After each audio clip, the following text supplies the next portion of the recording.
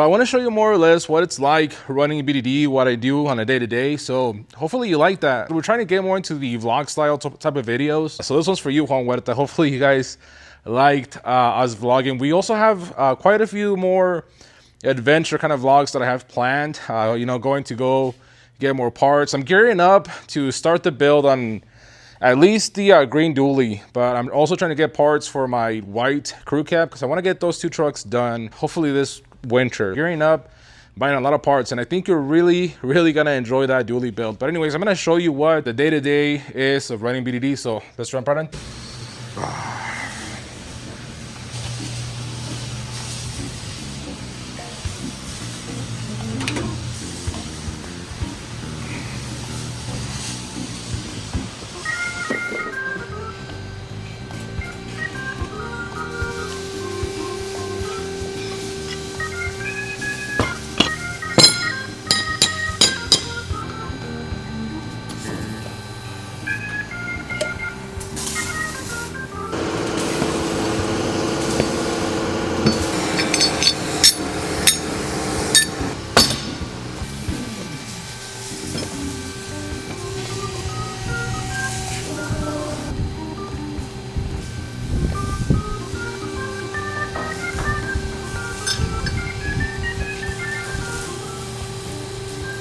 Alrighty guys, so we just got done with production. That's a big part of what I do now for production. Basically just run the press brake, trim some parts, and get all that stuff ready for Jose so he can weld the stuff. Another big part of what I do, obviously in our company, I do all the R&D and all the development. So a lot of the times I'll sit here on the computer and do a lot of research, actually, believe it or not. A lot of research, trying to find, you know, what new parts I want to make or how I can improve our current parts, and obviously develop some of our parts. Like right now I'm putting the finishing touches on a couple of the new full-link variants that we're going to be coming up with here soon. But unfortunately, like, this is a job that I actually wish that I could spend more time on, not because it's nice and comfy but because obviously a big part of our business is selling parts. So the more parts we can have, the more business we can bring in. But unfortunately right now, since we're pretty short-staffed, I have to work on this for a little bit and then jump back on the projects, go do an install, go work on the truck, stuff like that. So yeah,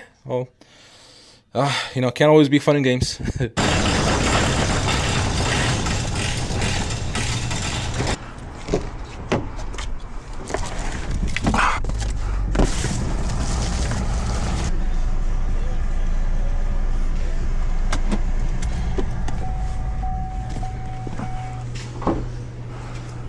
Fine, right?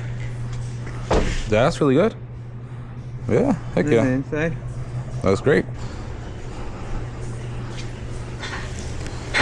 Okay guys, so I don't know if you can tell, but we're loaded up in the rear. We've got all the overlays, we've got Bryce's diff covers. We also have the track bar for John's build for that other crew cab that we're doing.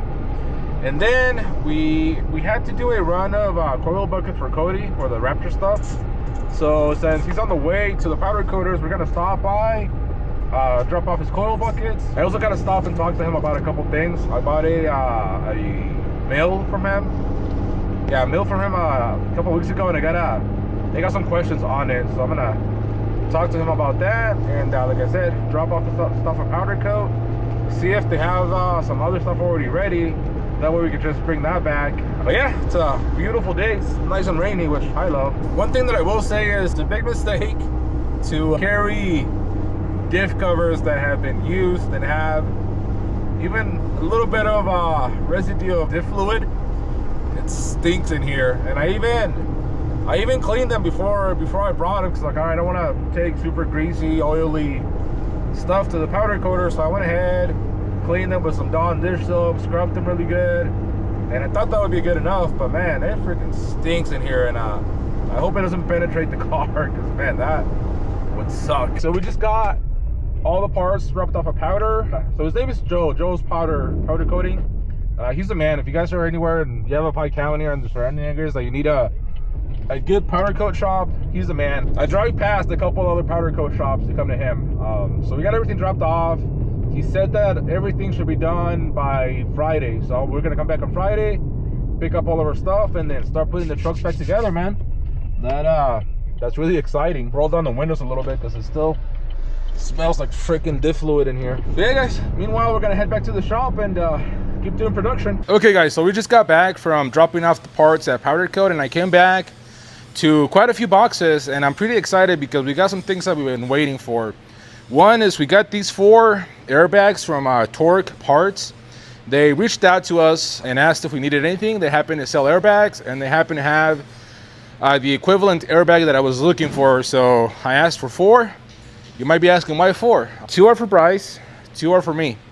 So now this is going to be the 3rd set of bags on Bryce's truck. Even with those bigger bags that we ordered, to have it at the right height to match the front, I had to crank up the PSI a little bit more than I wanted to extend that bag fully. So we went with the bag that had a few more inches to travel. So this should hopefully do better in this setup. So pretty excited about that.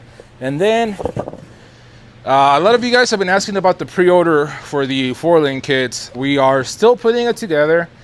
This is a big part of us being able to launch the pre-sale. Obviously, we want to have the prices at essentially what they're going to be for the pre-sale, and one thing that we got to figure out is shipping. So we got to be able to weigh every part, figure out how big the pallets are going to be so that we can have an accurate shipping quote, again, so we can figure out what the full price of the kit will be. So we got a floor scale that goes up to like 2,000 pounds, so this should be more than enough to get a weight on those kits. Now with that pre-order, I'm estimating that the kits, they're probably not going to ship until mid to late September. Definitely really excited. We've been needing one of these for a while, so we just bit the bullet and bought one of these things.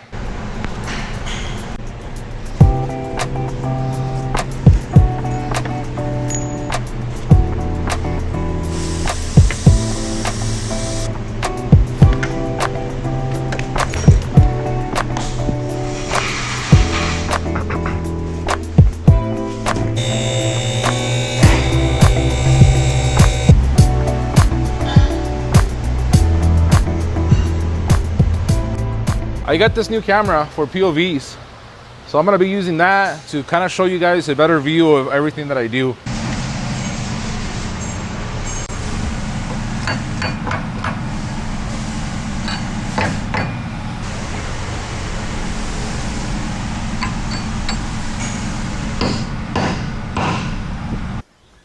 Okay guys, so it's a few days later. We're putting the final touches on the kits to be able to be on the website.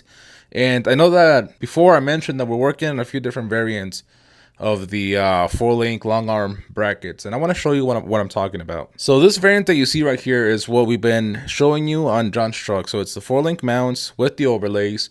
Those are really nice. I mean, I think they look great, and they give you the option to have dual colors, so you can, you know, get creative with your powder coats.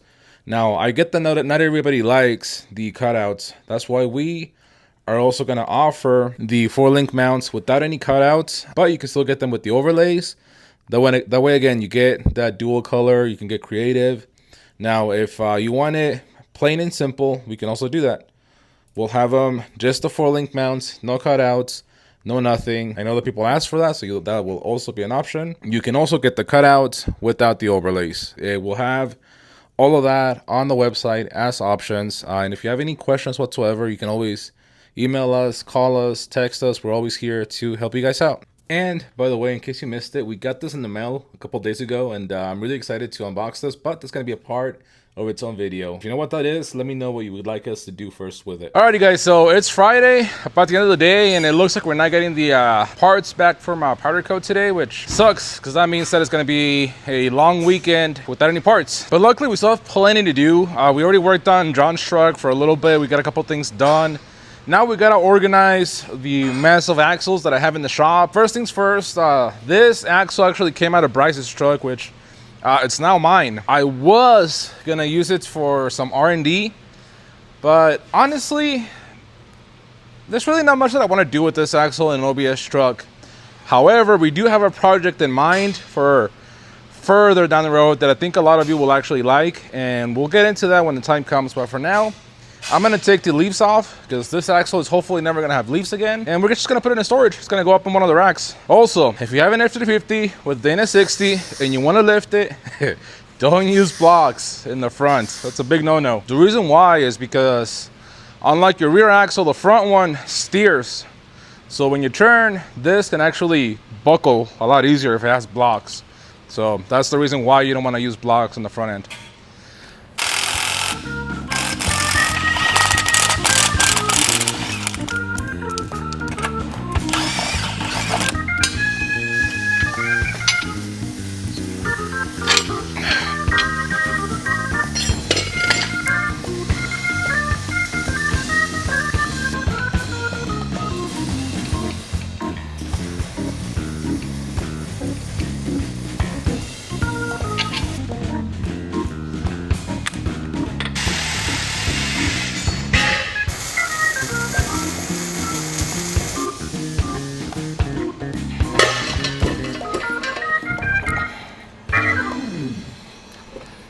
I messed up and grabbed it through the sway bar, so I gotta try and pull it back out, which is gonna be fun.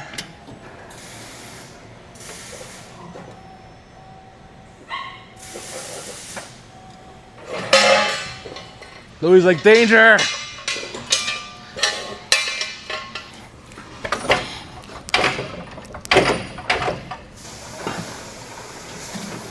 Alrighty guys, so we've got the shop about as organized as it's gonna get for now. We've got a home for the axles. That's more or less out of the way.